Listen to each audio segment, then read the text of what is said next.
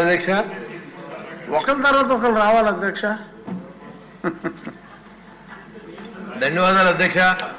మరి తాడేపుగూడెంలో 5340 ఇళ్ళు ఉన్నాయి అధ్యక్ష. అప్పుడు మున్సిపల్ చైర్మన్గా నేను చేసినప్పుడు దాదాపు అన్ని ఇళ్ళు మనం శాంక్షన్ చేయడం జరిగింది. దాంట్లో 2000 ఇళ్ళు ఆల్రెడీ ఆక్యుపేషన్ కూడా జరిగింది అధ్యక్ష. కానీ దుర్మార్గంగా 2019 దాటిన తర్వాత జగన్మోహన్ రెడ్డి గారి ప్రభుత్వంలో పాత లబ్ధిదారులందరినీ తీసేసి కొత్తగా కొంతమందికి అలాట్ చేశారు అధ్యక్ష. మరి వాళ్ళ డబ్బులు కూడా అడ్వాన్స్ కట్టారు. అడ్వాన్స్ డీడీలు కూడా మన దగ్గర ఉన్నాయి, మున్సిపల్ కమిషనర్ దగ్గర ఉన్నాయి. వాళ్ళకి డబ్బులు లేవు, ఇల్లు లేదు, తిరిగి బ్యాంక్ నుంచి నోటీసులు కూడా వస్తున్నాయి అధ్యక్ష. కాబట్టి దీని మీద మాకు ఏం చెప్పాలో కూడా అర్థం అవట్లా. అప్పుడు జగన్మోహన్ రెడ్డి గారు ఏం చెప్పారంటే, నేను నెగ్గుతున్నాను, మీరు ఎవరో డబ్బులు కట్టక్కడ దొంగ మాటలు చెప్పి ప్రభుత్వాన్ని వచ్చిన వ్యక్తి ఇవాళ 90% పూర్తి చేసిన తర్వాత దానికి వాళ్ళ సొంత రంగులు వేయించుకుని మనం అన్ని పూర్తి చేసాక కూడా నీలం రంగులు వేయించి దాంట్లో కొంతమందిని కాపురాన్ని పంపించే సందర్భం మీకు తెలియజేస్తున్నాను అధ్యక్ష. కానీ మీరు ఏం చెప్పాలో అర్థం అవట్లా. వచ్చి మేము బ్యాంక్ లోన్ కట్టాలా వద్దా, లేకపోతే మేము ఇచ్చిన డీటీని వెనక్కిస్తారు ఎవరా, లేకపోతే మా పరిస్థితి ఏంటి, మాకు ఇల్లు ఇస్తారు ఎవరన్నది అది సందిగ్ధంగా ఉంది అధ్యక్ష. కాబట్టి మరి వారందరికీ ఏదైతే పాత లిస్టులో పలా శ్రీనివాస్ గారు కూడా చెప్పారు, మన ప్రభుత్వం 2014-19 వరకు ఎవరికైతే మనం వివిధ రకాలుగా వాళ్ళు క్వాలిఫై చేసామో వాళ్ళందరికీ తిరిగి ఇల్లు ఇప్పించే విధంగా మరి వీళ్ళు ఏ రకంగా తీశారు కూడా ఎంక్వైరీ చేసి వాళ్ళకి న్యాయం చేయాలని చెప్పి నేను కోరుతున్నాను అధ్యక్ష.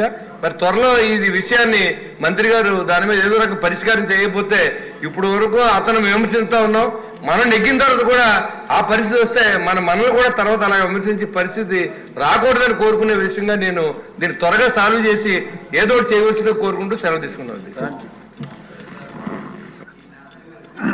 విప్పులు ఇచ్చిన లిస్టులో లేకపోయినా మరి తరచూ కోన రవికుమార్ గారు డిస్టర్బ్ చేస్తున్నారు కాబట్టి అన్యదా భావించవద్దు, ఆయనకు అవకాశం ఇస్తున్నాం. మరి ఎక్కువ డిస్టర్బెన్స్ గా ఉంది కానీ కొంచెం క్లుప్తంగా అధ్యక్షుల వారు యోగా నాకేదో అవకాశం ఇస్తే అధ్యక్ష 2 పాయింట్స్ అధ్యక్ష. ఒకటి ఏంటంటే అధ్యక్ష, ఇన్ఫ్రాస్ట్రక్చర్ అందరూ బ్యాంకులు ఇది యూనిఫామ్ గా ఉన్నటువంటిది అధ్యక్ష.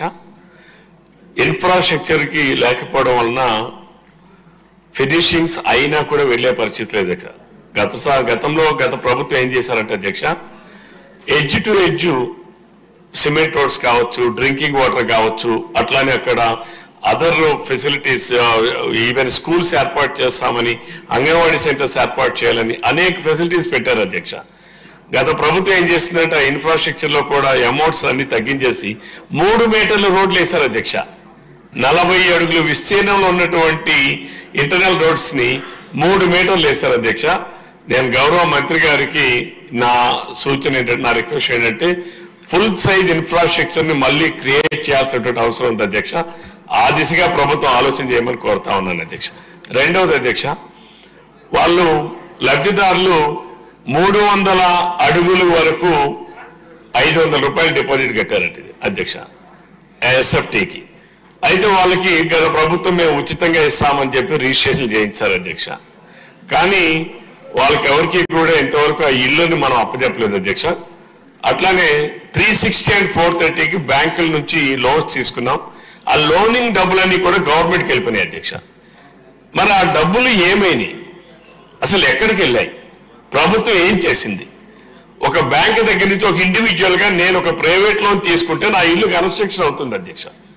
అక్కడ ప్రభుత్వం డబ్బులు ఇచ్చింది, సెంట్రల్ గవర్నమెంట్ డబ్బులు ఇచ్చింది, లబ్ధిదారుడు తన లోన్ ద్వారా ఆ డబ్బులేమో గవర్నమెంట్ కట్టాడు అధ్యక్ష. ఆ డబ్బుల్ని ఎట్లాగా డైవర్ట్ చేశారు, ఎవరు డైవర్ట్ చేశారు, ఎక్కడ డైవర్ట్ చేశారు, ఎందుకు అవి పూర్తి కాలేదు, ఆ దిశగా కూడా ప్రభుత్వం విచారణ జరిపించి సంబంధిత ఏవైతే బ్యాంకు ప్రొసీజర్స్ ని డివైడ్ చేశారో దానిపైన విచారణ చేయాల్సినటువంటి అవసరం ఉందనేది మీ ద్వారా ప్రభుత్వానికి సూచన చేస్తున్నాను అధ్యక్ష. Thank you. శ్రీరామ్ రాజగోపాల్ గారు.